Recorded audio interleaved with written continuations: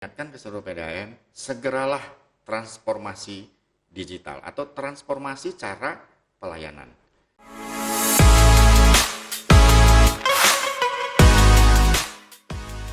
Keuda Goes Digital.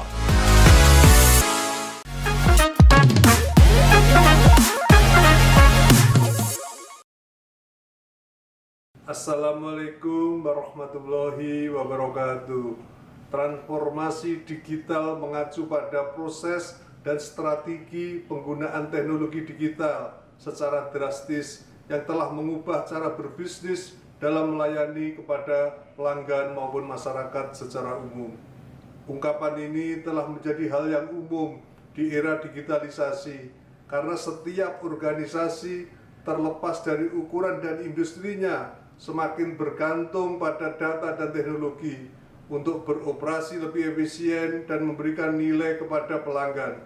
Di Indonesia sendiri, jaringan distribusi air minum secara langsung dilakukan oleh badan usaha milik daerah air minum. Sebagai badan usaha yang mengalirkan arus air, badan usaha milik daerah air minum juga harus ikut bertransformasi digital jika tidak mau ketinggalan.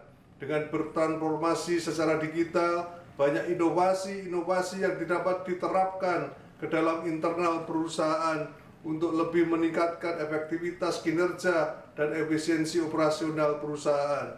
Selain itu, inovasi yang lahir dari sebuah transformasi digital juga dapat digunakan untuk meningkatkan pelayanan terhadap pelanggan. Seperti apa transformasi digital yang telah dapat dilakukan, marilah kita bersama-sama ikuti bersama podcast dari Direktur Utama Perumda Air Minum Tirta Kertara Harja, Kabupaten Tangerang, Provinsi Banten. Demikian, terima kasih. Bila taufiq wal hidayah. Wassalamualaikum warahmatullahi wabarakatuh. Selamat datang di Keuda Goes Digital Podcast, Air untuk Kehidupan yang Adil. Ketemu lagi nih dengan saya Judika Mariana Huta Barat, dan kali ini topik bahasan kita adalah tentang transformasi digital di BUMD Air Minum. Nah, bahasannya seperti apa? Makanya tonton terus sampai akhir. Bersama saya telah hadir narasumber kita Bapak Sofyan Sapar. Beliau adalah Direktur Utama Perumdam Tirta Kertara Harja Kabupaten Tangerang, yang salah satu BUMD yang menjadi kebanggaan Kabupaten Tangerang. Beliau sudah menjadi Direktur Utama sejak tahun 2020 dan saat ini beliau adalah Ketua PD Perpamsi Banten. Kita langsung saja sapa narasumber kita. Selamat sore Pak Sofyan. Sore. Baik Pak, kita mungkin mulai langsung ya Pak ya dengan pertanyaan terkait digital informasi nih Pak, transformasi digital. Di era digitalisasi ini Pak, pemerintah sudah mencanangkan nih terkait dengan penggunaan digitalisasi di berbagai aspek dan di berbagai sektor. Dan ini kita mau membahas kira-kira bagaimana sih Pak potret transformasi digital yang sudah dilakukan di Perumdam TKR. Baik, terima kasih Bu Judika. Alhamdulillah hari ini kita dalam keadaan sehat walafiat. Pertanyaannya adalah begini, sistem informasi itu di lingkungan Kabupaten Tangerang sudah diterapkan dari jauh sebelumnya, di mana yang prioritas utama adalah seluruh BUMD untuk bisa menerapkan sistem informasi. Nah, kata transformasi digital tadi atau word transformasi digital itu sepertinya hadir atau keluar pasca pandemi COVID-19. Jadi ada bedanya antara penggunaan sistem informasi dengan transformasi digital. Nah itu dia. Jadi bagaimana potret terkait hal itu, ya harusnya sistem informasi yang sudah ada jauh sebelum adanya pandemi COVID-19 sekarang harus bertransformasi menjadi digital. Nanti akan kita paparkan lebih lanjut apa sih yang dimaksud dengan digital, apa yang dimaksud dengan sistem informasi, begitu Bu. Iya Pak, jadi ini tadi terkait penggunaan aplikasi sebenarnya sudah dilakukan gitu ya Pak ya. Sudah dilakukan. Tapi era pandemi ini ada kepentingan ataupun ada lebih lebih intensif lagi penggunaan aplikasi ini dengan harus ada transformasi gitu kira-kira dalam penggunaan digitalisasi ini gitu ya Pak ya? Iya.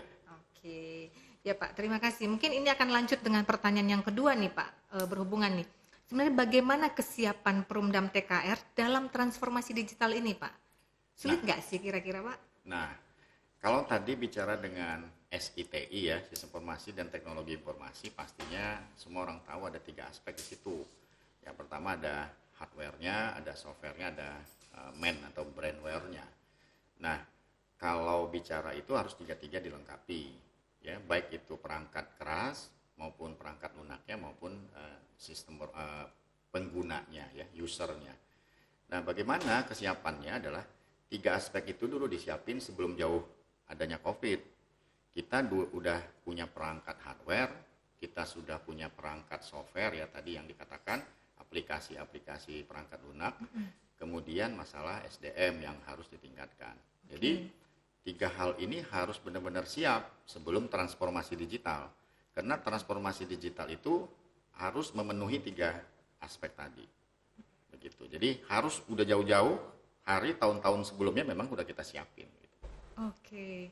Jadi sebenarnya kalau dari pengalaman Pak, ini kan sudah ada sebenarnya sudah disiapkan tadi 3 aspek ini gitu ya. Hardware, softwarenya, kemudian man atau usernya sudah ada di Perumdam TKR. Nah sebenarnya kalau kita, menurut Bapak nih sebenarnya itu sulit nggak sih Pak kalau disiapkan? Mungkin ada yang Perumdam yang lain yang mungkin belum menyiapkan gitu. Kira-kira ada gambaran nggak Pak? Sebenarnya ini sulit nggak dilakukan hal-hal tadi tersebut ketiga aspek itu? Nah, saya sering ya PDM datang studi banding ke sini ya. Saya sampaikan IT itu nggak bisa ngomong sekarang terus bilang dia berhasil. Oke. Karena IT itu punya timeline yang cukup jauh, cukup panjang ya. Saya udah punya sebenarnya blueprint atau platform digitalisasi PDAM. Yeah. Dan timelinenya juga ada saya. Ya. Nah, tahun pertama ya yang saya buat itu adalah pertanyaannya adalah infrastrukturnya. Siapkan dulu dong infrastrukturnya dan itu paralel dengan softwarenya. Yeah. Nah, sambil berjalan SDM-nya juga harus diisi tadi kan brandware atau usernya. Yeah. Maka kalau pertanyaannya adalah sejauh mana atau seberapa lama ya bisa 3-4 tahun itu baru berhasil. Karena sebelumnya kan saya juga direktur umum ya di sini ya. Jadi 4 tahun sebelum ini juga saya sudah menyiapkan konsep dulu. Nah, yang sekarang terjadi di beberapa PDAM itu umumnya ngomongnya IT baru sekarang, ya. Tapi implementasinya lambat karena tadi nggak nyiapkan hardware-nya, nggak nyiapkan software-nya, nggak nyiapkan brandware-nya, usernya. Gitu. Jadi 3-4 tahun baru kelihatan, Bu. Baru kelihatan apa benar-benar kita sudah menerapkan sistem informasi. Itu baru kelihatan 3 tahun. Terus apakah running well?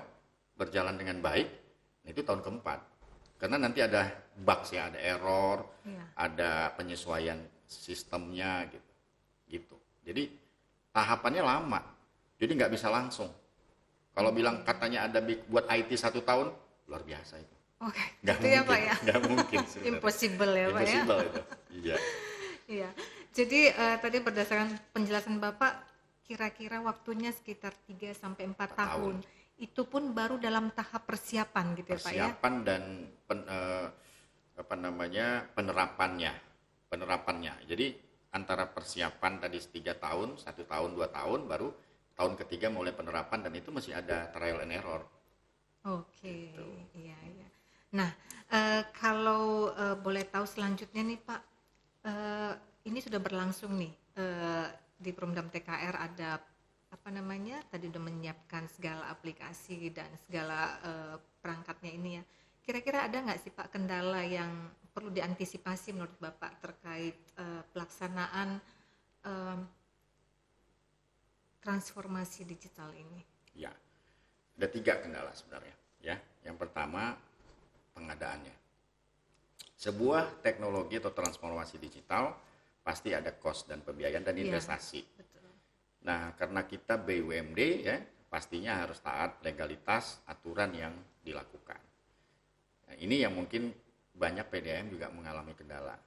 Penunjukan vendor dan pelaksana, konsultannya, itu harus benar-benar uji coba dulu.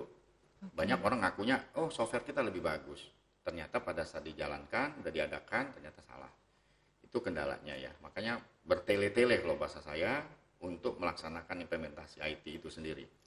Yang kedua, internalisasi di dalam. Banyak juga SDM-nya BUMD atau PDAM itu belum semuanya IT minded.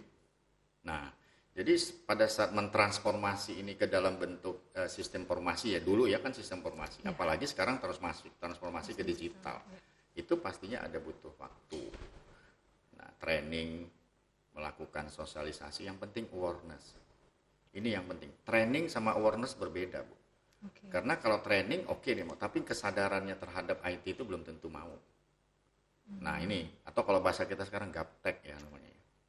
Iya benar-benar. Gitu. Nah ini bisa nggak Pak mungkin dielaborate lagi nih terkait tadi training ataupun awareness yang telah dibudayakan gitu di Perumdam TKR. Bisa cerita Pak kira-kira gimana yang sudah dilakukan? Nah ini salah satu mungkin jadi contoh ya, contoh kecil nih.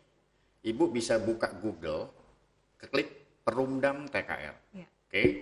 Nanti itu ada ulasan dari Google, review namanya.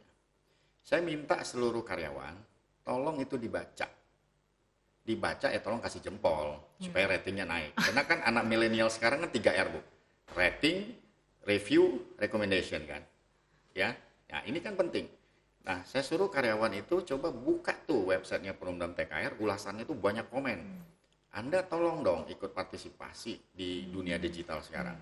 Nah, alhamdulillah rating kita sekarang jadi 3,2 kalau nggak salah, Bu.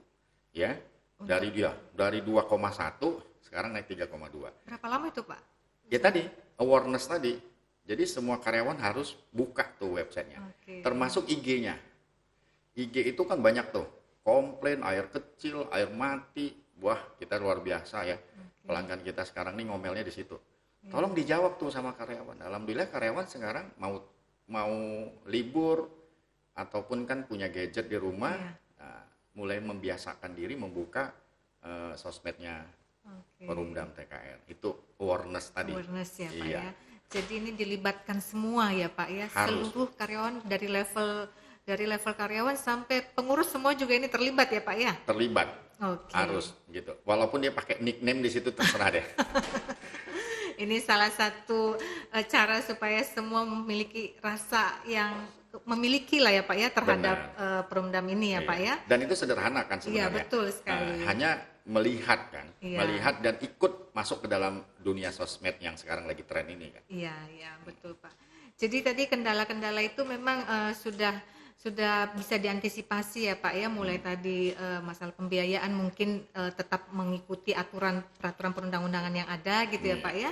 Bagaimana terkait dengan pembiayaannya, kemudian tadi membangun kesadaran awareness bagi seluruh internal karyawan ataupun pengurus di BUMD sendiri gitu ya Pak ya. Iya. Oke. Nah, ini saya mau tanya Pak, ini terkait infrastrukturnya nih. Seperti apa sih Pak sebenarnya infrastruktur yang dibutuhkan kalau tadi sistem informasinya sudah dibangun, kemudian mau melakukan transformasi digital, apa sih Pak sebenarnya infrastruktur yang perlu gitu? Ada nggak sih bedanya atau sebenarnya sama-sama aja gitu loh, hanya ya mungkin manusianya aja yang perlu untuk lebih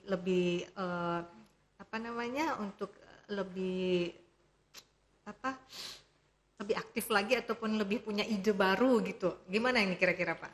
Nah kalau infrastruktur ya, kita ada tren revolusioner ya, revolusi IT. Dulu tahun 90-an itu orang menggunakan komputer tuh basisnya PC tuh. Kalau Ibu Judika tahu ya. Jaringannya masih kabel. Pasang kabel tuh di mana-mana gitu ya. 2010 itu ketemulah namanya Wi-Fi. Ya, wireless. Nah, itu 2010 ke atas sudah ada Wi-Fi lah. Nggak salah ya. Nah itu berarti kabel ditinggalin. Udah ada Bluetooth, sudah ada USB, sudah ada Wi-Fi. Nah infrastrukturnya transformasi juga dong. Nah terutama office kita nih, kantor, cabang itu udah mulai dibangun tuh LAN WAN-nya dengan infrastruktur yang ada. Gitu. Jadi udah mulai berbasis Wi-Fi. Itu bicara infrastruktur. Kemudian bicara database. Database dulunya pakai server, ya sekarang sudah ada pakai data center, kan sudah ada banyak tuh, ada cloud gitu ya. Itu dirubah, transformasi di situ. Nah begitu juga dengan software. Dulu Ibu tahu aplikasi kita tuh masih text based, tahu nggak? Yang layarnya biru gitu, ya nggak menarik dulu tuh. Zaman dulu itu kalau aplikasi di kantor tuh buka tuh nggak menarik karena text based. Di tahun 2014 ke depan, 2015 ganti web based. Nah, tapi itu pun sebentar web based ini. Masuk sekarang by apps kan. Peduli Lindungi, Gojek, semua aplikasi by aplikasi mobile. Nah, ini yang sekarang maksud saya ke depan Perumdam TKR tadi mentransformasi dalam bentuk aplikasi yang berbasis mobile. Jadi bukan desktop lagi. Nah, ini butuh waktu lagi nih. Nah, saya bilang kecepatannya itu revolusi IT ini terlalu cepat, Bu. Belum selesai yang dulu, udah masuk lagi yang baru gitu. Iya. Jadi harus harus terengginas apa istilahnya ya, harus lebih lihai gitu apa ya Pak ya, harus ligat gitu ya Pak ya untuk bisa mengikuti ya Pak ya, mengikuti perubahan transformasi ini. Ya. Nah, kalau kayak tadi Bapak sebutkan tadi aplikasi ini sudah ada gitu di Perumdam TKR. Boleh cerita nggak Pak kira-kira aplikasi seperti apa sih yang sudah bertransformasi yang bisa digunakan oleh masyarakat, yang memudahkan baik dari masyarakat ataupun dari Perumdam sendiri yang sudah dilakukan gitu Pak, yang sudah ada. Nah, kita kemarin pasca pandemi COVID-19 ada strategi G2 yang saya masukin karena menurut saya pandemik ini bukan berarti memang kondisinya kena virus, kita kena musibah. Tapi sebenarnya ada opportunity di situ untuk membangun awareness.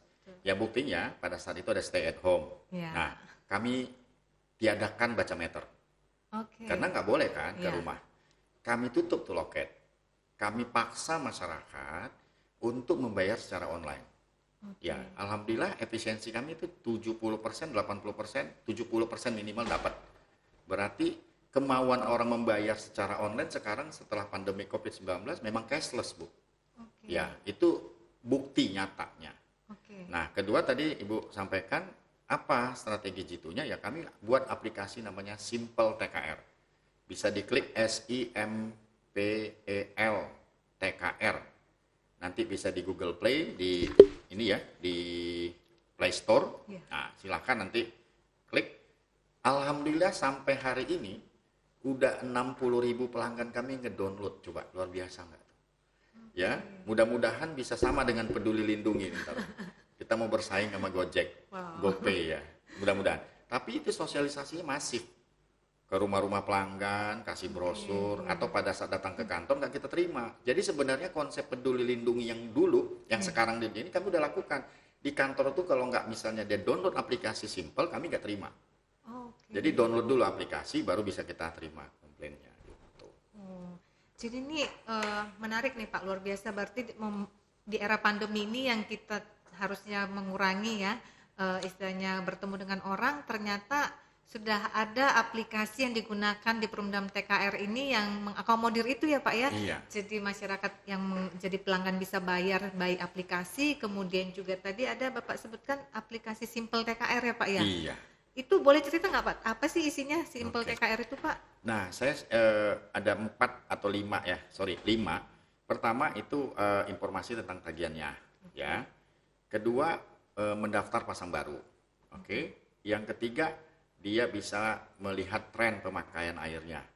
Yang terakhir yang menarik nih, yang terakhir 45 itu ada baca meter mandiri. Jadi pelanggan itu selama pandemi dia bebas membaca meter pelanggan. Dia foto sendiri, kemudian dia share, dia kirim langsung ke aplikasi. Jadi pemakaiannya itu pelanggan, dan alhamdulillah hari ini juga tadi saya tanya sama data dari bagian layanan langganan, 22.000 pelanggan sudah baca meter sendiri, Bu. Jadi mereka langsung foto sendiri, kemudian dia masukin ke aplikasi, langsung kita terima 22.000. Jadi nggak ada lagi besok Bu Judika katakan angka meternya salah, orang Bu Judika sendiri yang baca. Nah, itu menurut saya itu awareness kan. Iya, betul. Berarti masyarakat pelanggan pun sekarang mau menggunakan digital. Gitu. Daripada kita yang datang ke rumahnya. Tapi gini Pak, mungkin ini yang mungkin tersedia perangkatnya ataupun mereka memang memiliki perangkat yang bisa digunakan itu, oke, mereka mau gitu ya Pak ya. Tapi bagaimana menghadapi ataupun mengakomodir yang memang nggak punya gitu Pak? Ya. Kira-kira gimana Pak? Ya memang pada saat saya menerapkan itu ada kepala wilayah nyampaikan ke saya, Pak, bagaimana daerah utara tuh, daerah utara kabupaten itu kan banyak masyarakat menengah ke bawah yang tidak punya gadget, nggak ngerti IT. Terus saya tanya, di sana ada Gojek nggak? Saya bilang, ada Pak. Nggak mungkin dia nggak ngerti IT, saya bilang, kalau di sana ada Gojek. Tapi memang masyarakat nggak semua juga yang bisa mengerti tentang aplikasi.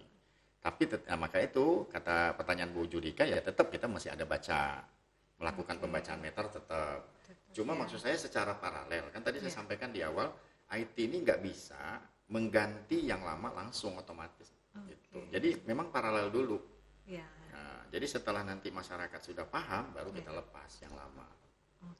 Jadi tetap kita baca. Jadi ini ya Pak ya, secara bersamaan gitulah ini. Benar. Masih jalan yang manual sama yang udah dengan aplikasi gitu ya Pak ya.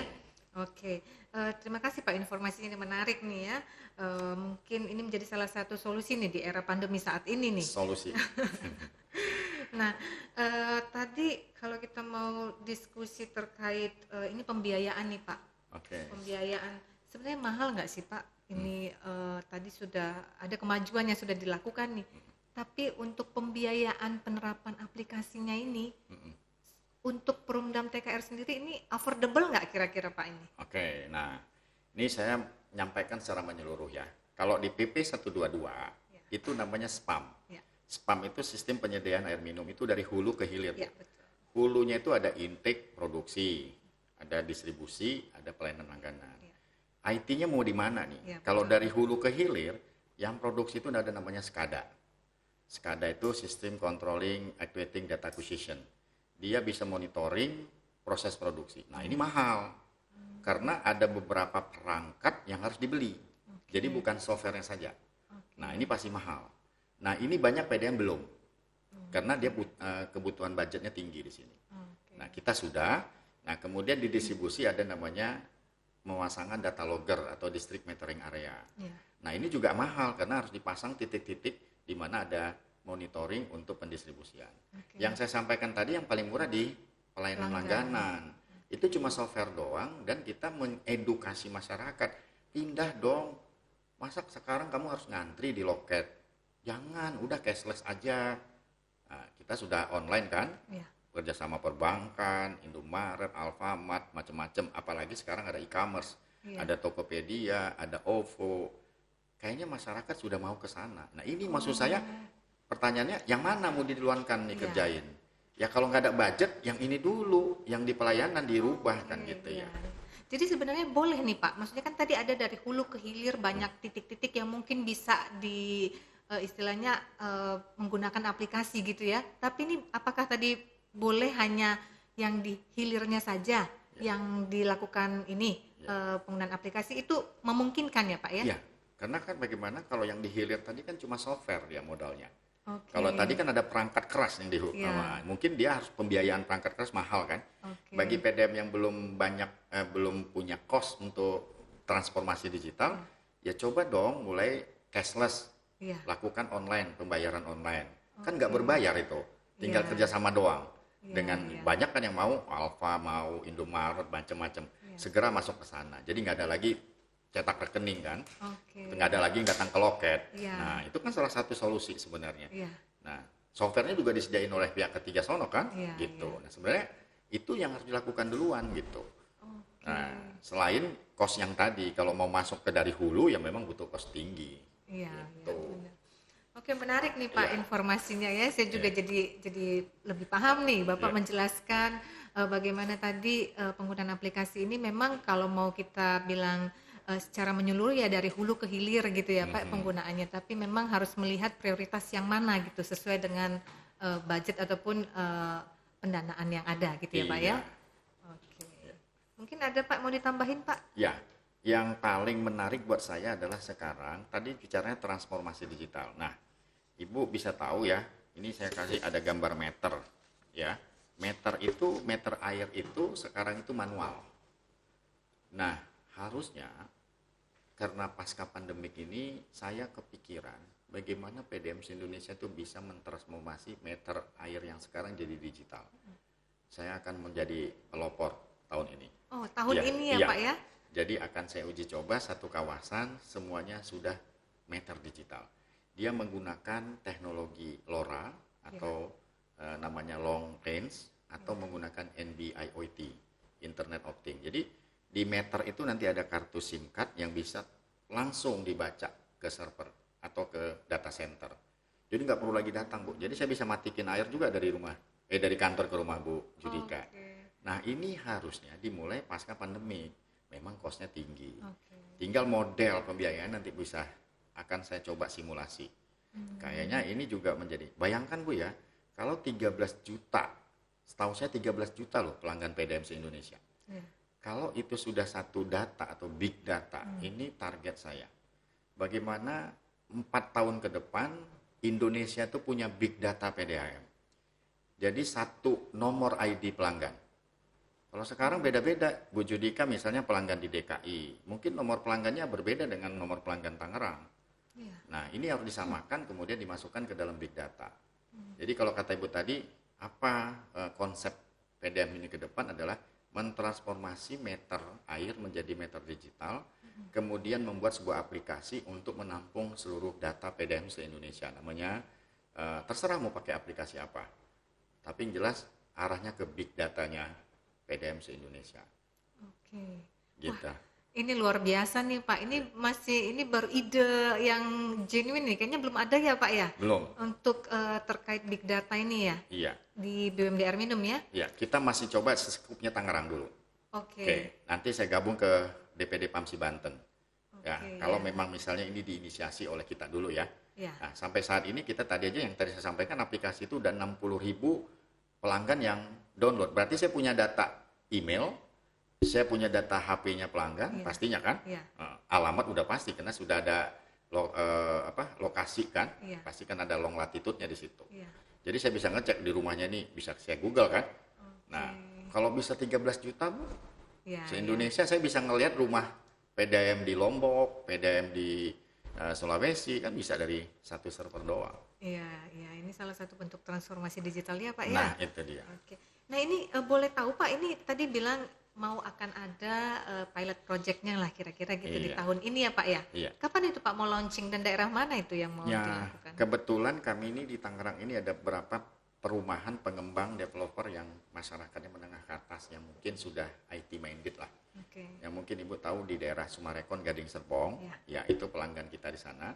Ada satu klaster 100 pelanggan atau 200 pelanggan sudah kita pasang.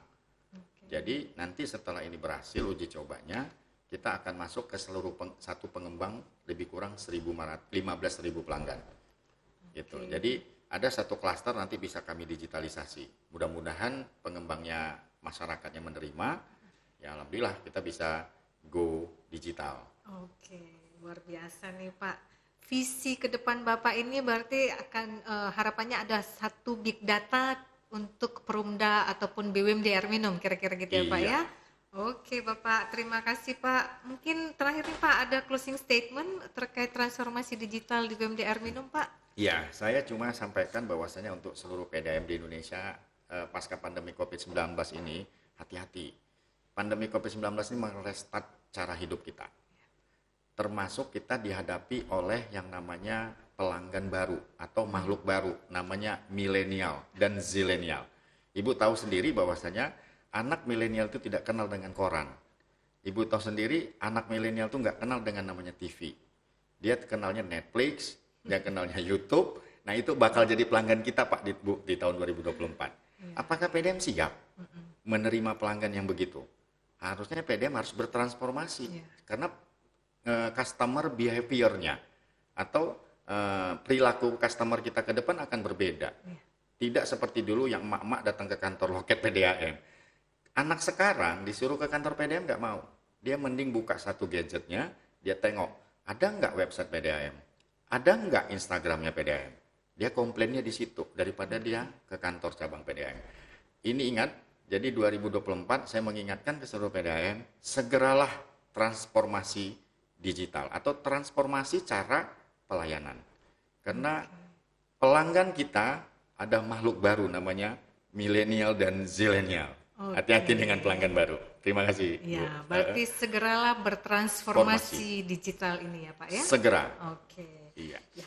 Baik Pak, terima kasih banyak ya Pak ya atas informasinya yang sangat informatif dan komprehensif ya Pak ya. Terima kasih udah sharing tadi bagaimana pengalaman di Perumdam TKR, kemudian juga materi Bapak sampaikan atas topik kita transformasi digital di BUMD Air Minum. Semoga berguna bagi Sobat Keuda dan Bapak Ibu yang mendengarkan dimanapun berada. Akhir kata, saya Judika Mariana Huta Barat pamit undur diri. Terima kasih banyak, sampai jumpa di episode berikutnya. Jangan lupa like, share, dan subscribe channel ini. Salam Keuda Goes Digital.